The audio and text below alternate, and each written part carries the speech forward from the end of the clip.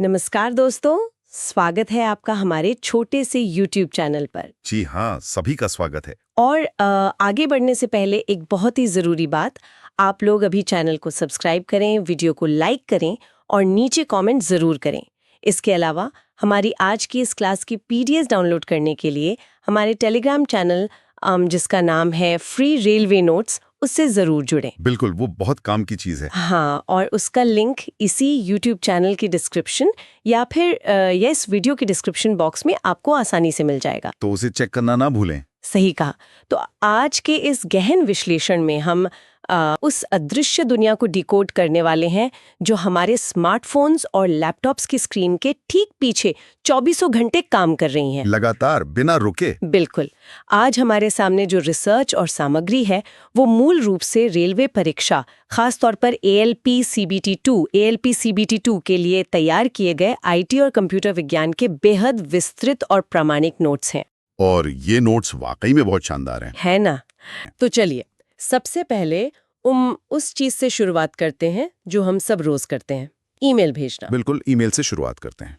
Email के कुछ बुनियादी फीचर्स होते हैं, जैसे कंपोज जिससे नया मेल लिखा जाता है, रिप्लाई जिससे हम जवाब देते हैं, और फॉरवर्ड जिससे उसी संदेश को आगे किसी और को बढ़ा दिया जाता है। ये तो बहुत ही बेसिक चीजें हो गई। हाँ, लेकिन यहाँ एक ऐसा फीचर है जिसे लेकर बहुत भ्रम रहता है लोगों में, और वो है आर्काइव का फीचर। अरे हाँ, आर्काइव। अक्सर लोगों को लगता है कि आर्काइव का बटन दबाने का मतलब है कि ईमेल को हमेशा के लिए डिलीट कर देना। ये भ्रम बहुत ही आम है, बहुत से लोग यही सोचते हैं। लेकिन आर्काइव का डिलीट करने से कोई लेना देना नहीं है। इसका मुख्य काम बस इनबॉक्स की साफ सफाई करना है। मतलब सिर्फ जगह खाली करना। हाँ, इसे ऐसे समझ सकते हैं कि जब किसी ईमेल को आर्काइव किया जाता है तो वो मुख्य इनबॉक्स से हटकर सिस्टम के एक अलग फोल्डर में सुरक्षित हो जाता है। अच्छा। जैसे मान लीजिए कोई जरूरी कागज आपकी काम करने वाली डेस्क पर पड़ा था, जिससे डेस्क पर भीड़ लग रही थी। हाँ, वो क्लटर हो जाता है। बिल्कुल। तो आपने उसे उठाया और एक सुरक्षित फाइलिंग कैबिनेट में रख दिया। वो कागज रद्दी में नहीं गया है। जब भी उसकी जरूरत होगी उसे वापस खोजा जा सकता है। अरे वाह, फाइलिंग कैबिनेट वाली एनालॉजी बहुत सटीक है। इससे इनबॉक्स को साफ रखने में मदद मिलती है और कोई डेटा भी नहीं खोता। एकदम सही। अब इसी ईमेल की दुनिया में एक बहुत ही बेहतरीन आहा मोमेंट छुपा है जो प्राइवेसी के लिए गेम चेंजर है। आप CC और BCC की बात कर रही हैं? जी हाँ, CC और BCC के बीच का अंतर। CC यानी कार्बन कॉपी। इसका मतलब है कि अगर एक ईमेल के साथ CC में 10 लोगों को रखा गया है तो उन 10 लोगों को ये पता चल जाएगा कि ये मेल और किस-किस को गया है। मतलब सबकी ईमेल आईडी सबके सामने उजागर हो जाती है। बिल्कुल। लेकिन BCC यानी ब्लाइंड कार्बन कॉपी, ये तो एक अलग ही स्तर का प्राइवेसी टूल है। हाँ, और BCC का इस्तेमाल उस वक्त सबसे ज्यादा महत्वपूर्ण हो जाता है जब हमें किसी बड़े समूह को कोई सूचना भेजनी हो। लेकिन हम नहीं चाहते कि किसी की ईमेल आईडी लीक हो। बिल्कुल। BCC में हर प्राप्तकर्ता को ईमेल तो मिल जाता है, लेकिन वे ये नहीं देख सकते कि उस लिस्ट में और कौन-कौन शामिल है। ये बहुत जरूरी है। डिजिटल युग में दूसरों की निजता का सम्मान करने का ये एक बहुत ही बुनियादी और जरूरी तरीका है। निजता के इसी विचार से अगर हम आगे बढ़ें और एक ईमेल एड्रेस की बनावट को देखें तो वो भी काफी तार्किक होती है। हाँ, उसमें एक पैटर्न होता है। जैसे अगर एक पता है, मान लीजिए user123@gmail.com, इसमें जो @ वाला सिंबल है उससे पहले का जो हिस्सा है यानी user123, वो उस व्यक्ति की खास पहचान है जिसे हम यूजर नेम कहते हैं। सही। और @ के बाद वाला हिस्सा जैसे gmail.com, वो डोमेन नेम होता है या उस सर्विस को प्रदान करने वाली कंपनी का नाम। बिल्कुल। यहाँ जो @ सिंबल है ना जी, उसका काम एक पुल की तरह है। पुल की तरह। हाँ, जो ये बताता है कि फलां यूजर फलां डोमेन पर मौजूद है। लेकिन असली दिलचस्प खेल तो तब शुरू होता है जब हम वो सेंड बटन दबाते हैं। हाँ, उसके बाद क्या होता है ये कम ही लोग जानते हैं। पर्दे के पीछे कुछ कड़े नियम काम कर रहे होते हैं जिन्हें प्रोटोकॉल कहा जाता है। हमारे इन नोट्स में 3 मुख्य प्रोटोकॉल्स का जिक्र किया गया है: SMTP, IMAP और POP। बाप रे, ये नाम सुनने में बहुत भारी लगते हैं। मैं सोच रही थी कि इसे थोड़ा आसान भाषा में डिकोड करते हैं। बिल्कुल आसान कर देते हैं इसे ऐसे देखते हैं कि ईमेल की दुनिया में अलग-अलग डाकियों को अलग-अलग काम सौंपे गए हैं। डाकियों को? अच्छा। हाँ, तो सबसे पहला है SMTP। इसका पूरा नाम है सिंपल मेल ट्रांसफर प्रोटोकॉल। इसका सिर्फ एक ही काम है, डिवाइस से ईमेल को बाहर ले जाना या उसे सेंड करना। मतलब ये सिर्फ भेजने का काम करता है। जी, ये उस डिलीवरी बॉय की तरह है जो पार्सल लेकर निकलता है। लेकिन जब ईमेल को प्राप्त करने की बारी आती है, यानी रिसीव करने की, तो एसएमटीपी का काम वहीं खत्म हो जाता है। तो फिर रिसीव कौन करता है? प्राप्त करने के लिए दो अलग प्रोटोकॉल होते हैं, पीओपी और आईएमएपी। और मैं बता दूं, यहीं पर सबसे बड़ा पेच है, क्योंकि पीओपी यानी पोस्ट ऑफिस प्रोटोकॉल और आईएमएपी के काम करने के तरीके में जमीन आसमान का फर्क है। बिल्कुल सही पकड़ा आपने। पीओपी जो है वो इंटरनेट के शुरुआती दिनों की तकनीक है। पुरानी तकनीक है। हाँ, ये क्या करता है कि सर्वर से ईमेल को डिवाइस पर पूरी तरह से डाउनलोड कर देता है और फिर सबसे बड़ी बात, उसे मुख्य सर्वर से डिलीट कर देता है। अच्छा, इसका मतलब ये हुआ कि अगर किसी ने अपने कंप्यूटर पे ईमेल पढ़ लिया तो वो ईमेल फोन पे या किसी दूसरे डिवाइस पर दिखाई ही नहीं देगा। एकदम सही। वो वहां से गायब हो जाएगा क्योंकि वो डाउनलोड होकर सर्वर से डिलीट हो चुका है। लेकिन आज के समय में तो हम चाहते हैं कि हमारा इनबॉक्स हमारे फोन, लैपटॉप, टैबलेट सब जगह एक जैसा दिखे। और यहीं पर हमारा दूसरा प्रोटोकॉल यानी आईएमएपी काम आता है। ओके। आईएमएपी ईमेल को सर्वर पर ही सिंक करके रखता है। ये ईमेल को हटाता नहीं है, बल्कि हर डिवाइस को उस सर्वर का एक लाइव आईना दिखाता है। ये सिंक वाली बात बहुत ही महत्वपूर्ण है। इसी वजह से हम सफर करते हुए फोन पर मेल पढ़ते हैं और ऑफिस पहुंचकर लैपटॉप पर उसी का ड्राफ्ट आगे बढ़ा सकते हैं। बिल्कुल, यही आईएमएपी की ताकत है। अच्छा, नोट्स में एक और प्रोटोकॉल का जिक्र है जिसने इंटरनेट की तस्वीर ही बदल दी, माइम प्रोटोकॉल। अरे हाँ, MIME। पुराने जमाने में ईमेल बहुत ही उबाऊ होते थे ना, क्योंकि उनमें सिर्फ साधारण अंग्रेजी टेक्स्ट भेजा जा सकता था, जिसे शायद एस्की कहते हैं। हाँ, एस्की। उसकी अपनी सीमाएं थीं। उसमें आप सिर्फ टेक्स्ट भेज सकते थे। लेकिन माइम यानी मल्टीपर्पज इंटरनेट मेल एक्सटेंशंस, इसने इस पूरी व्यवस्था को बदल डाला। कैसे? आज हम ईमेल में जो भी रंग बिरंगी तस्वीरें देखते हैं, बड़ी पीडीएफ फाइलें भेजते हैं, वीडियो और यहाँ तक कि हिंदी या जापानी जैसी अन्य भाषाओं के फ़ॉन्ट जो हम ईमेल में भेज पाते हैं, वो सब इसी माइम प्रोटोकॉल की ही देन है। मतलब इसने ईमेल को सिर्फ एक टेक्स्ट मैसेज से निकालकर एक मल्टीमीडिया टूल बना दिया है। बिल्कुल। लेकिन जहां इतनी आजादी है, वहां कुछ सीमाएं भी तो तय की गई हैं। हाँ, लिमिट्स तो हैं। जैसे जीमेल में एक बार में अटैचमेंट भेजने की अधिकतम सीमा 25 MB तय की गई है। अगर उससे बड़ी फाइल भेजनी हो तो उसे सीधे अटैच नहीं किया जा सकता। फिर आपको गूगल ड्राइव जैसे क्लाउड लिंक का सहारा लेना पड़ता है। सही बात है। इसके अलावा जहां सुविधाएं बढ़ती हैं, वहां खतरे भी बढ़ते हैं। हमारे इनबॉक्स में दो सबसे आम सिरदर्द होते हैं, स्पैम और फिशिंग। इन दोनों के बीच का अंतर समझना बहुत ही जरूरी है। हाँ, अक्सर लोग इन्हें एक ही समझ लेते हैं। स्पैम दरअसल अनचाहे थोक विज्ञापन होते हैं। जैसे किसी कंपनी ने अपनी सेल का विज्ञापन लाखों लोगों को एक साथ भेज दिया, जो कि बहुत परेशान करने वाला होता है। परेशान करने वाला तो है, लेकिन सीधे तौर पे खतरनाक नहीं है। इससे आपका डेटा चोरी नहीं होता। दूसरी तरफ फिशिंग एक बहुत ही गंभीर साइबर अपराध है। फिशिंग, ये मछली पकड़ने वाला फिशिंग शब्द वहीं से आया है। इसमें अपराधी किसी बैंक या किसी भरोसेमंद संस्था का हूबहू नकल किया हुआ नकली ईमेल भेजते हैं। उस ईमेल का डिजाइन, लोगो, सब कुछ आपको असली लगेगा। बाप रे। लेकिन उसका एकमात्र मकसद आपका पासवर्ड, क्रेडिट कार्ड नंबर या कोई और संवेदनशील जानकारी चुराना होता है। ये एक तरह का मनोवैज्ञानिक जाल है, इसीलिए इसे फिशिंग का नाम दिया गया है, जैसे मछली को चारा डालना। ये एक बहुत ही सतर्क करने वाली बात है। इसलिए प्रेषक का यानी सेंडर का असली डोमेन नेम जांचना कभी नहीं भूलना चाहिए। हमेशा चेक करना चाहिए। चलिए, अब इस इनबॉक्स की दुनिया से थोड़ा बाहर निकलते हैं और नेटवर्किंग के उस विशाल जाल को समझते हैं जहां करोड़ों डिवाइस एक दूसरे से जुड़ रहे हैं। नेटवर्किंग की दुनिया। हाँ, आखिर डिवाइस एक दूसरे से बात कैसे करते हैं? यहाँ दो बहुत ही भारी शब्द सामने आते हैं, आईपी एड्रेस और मैक एड्रेस। ये नेटवर्किंग का सबसे दिलचस्प हिस्सा है। दोनों ही पते हैं, लेकिन दोनों का काम बिल्कुल अलग है। मैं इसे एक उदाहरण से समझाने की कोशिश करती हूँ। जी बिल्कुल। इसे ऐसे सोचिए, आईपी एड्रेस, जिसे लॉजिकल एड्रेस भी कहते हैं, वो एक घर के पते की तरह है। घर का पता। हाँ, अगर कोई व्यक्ति दिल्ली से मुंबई शिफ्ट हो जाए तो उसके घर का पता बदल जाएगा। ठीक है।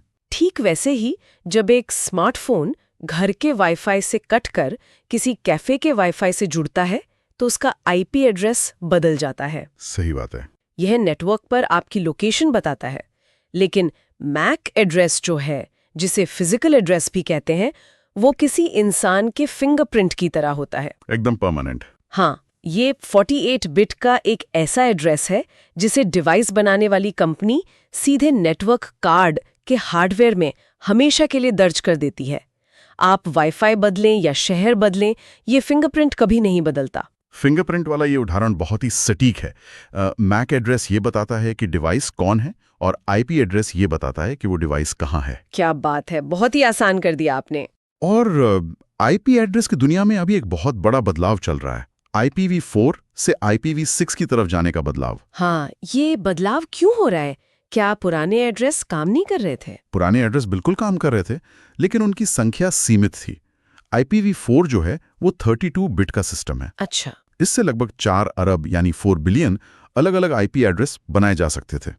जब इंटरनेट शुरू हुआ था तो लगा था कि इतने पते बहुत होंगे। 4 अरब तो बहुत लगते हैं सुनने में। लगते हैं, लेकिन आज दुनिया की आबादी 8 अरब है और हर इंसान के पास फोन है, स्मार्ट टीवी है, लैपटॉप है, यहाँ तक कि आजकल तो स्मार्ट घड़ियां भी हैं। अरे हाँ, सबको इंटरनेट चाहिए। बिल्कुल, इंटरनेट से जुड़ने वाले उपकरणों की संख्या इतनी बढ़ गई कि IPv4 के पते खत्म होने लगे। ये वैसा ही है जैसे किसी शहर में फोन नंबर कम पड़ने लगे। समझ गई। इसी समस्या को सुलझाने के लिए IPv6 लाया गया।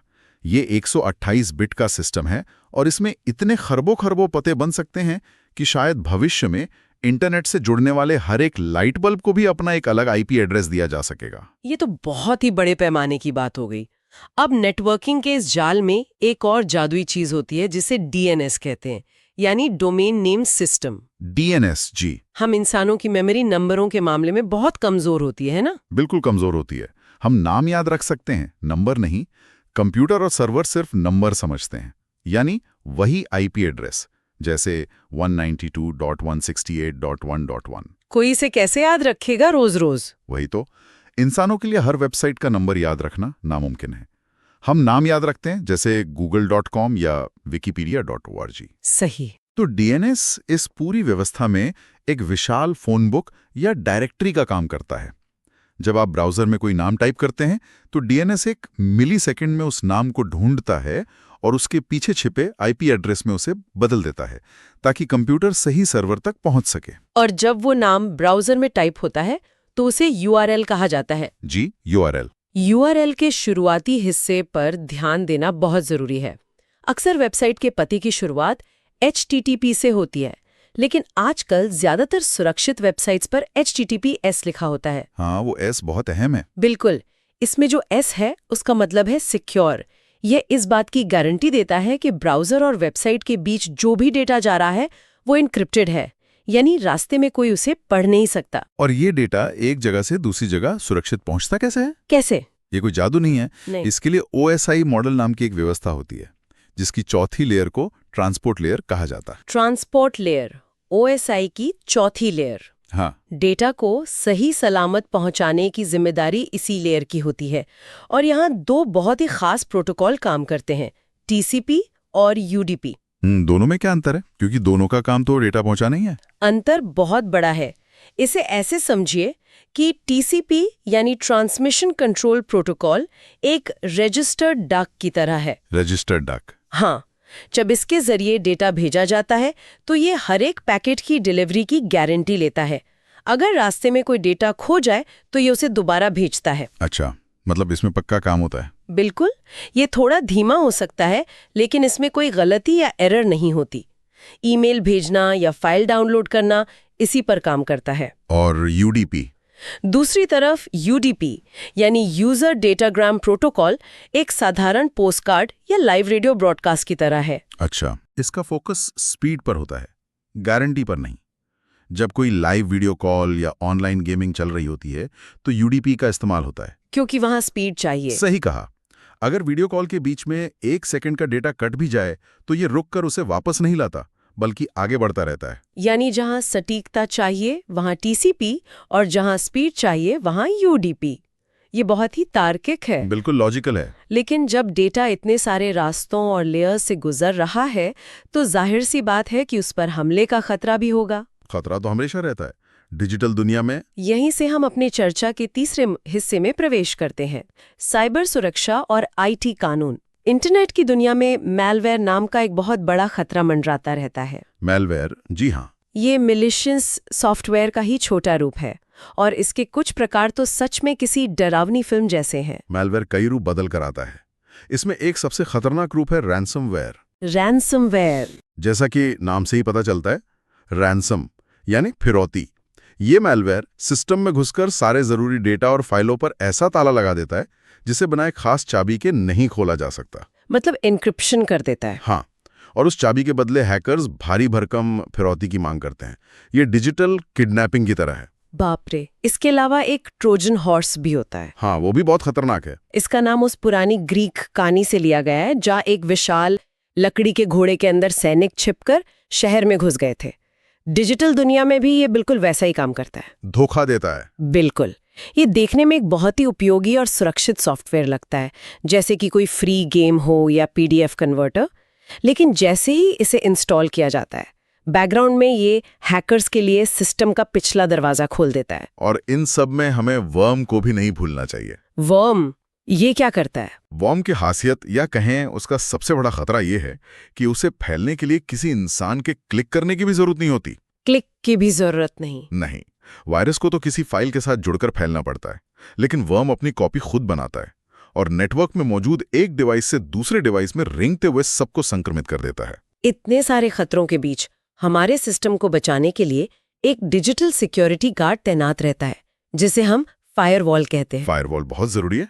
फायरवॉल हमारे निजी नेटवर्क और इंटरनेट की बाहरी दुनिया के बीच एक मजबूत दीवार की तरह खड़ा रहता है।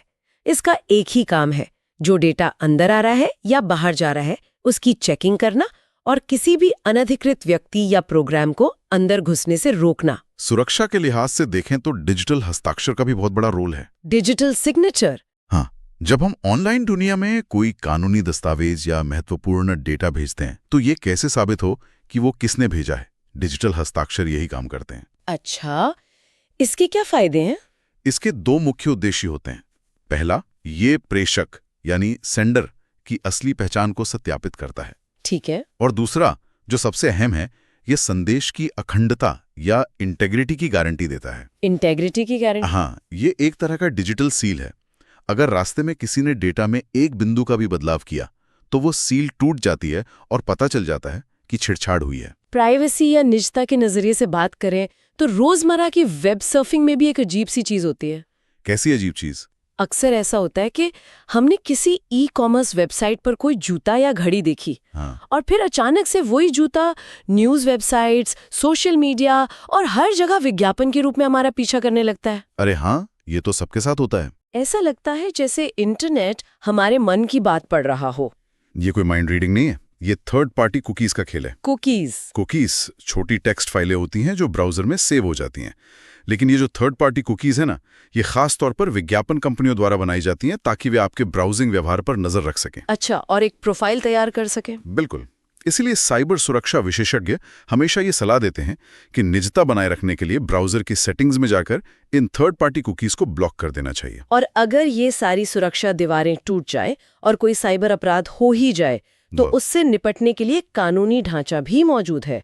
हमारे पास आईटी एक्ट 2000 है। आईटी एक्ट 2000 नोट्स में इसकी कुछ बहुत ही महत्वपूर्ण धाराओं का उल्लेख किया गया है। जी, आईटी एक्ट 2000 भारत का प्राथमिक कानून है जो साइबर अपराधों से निपटता है।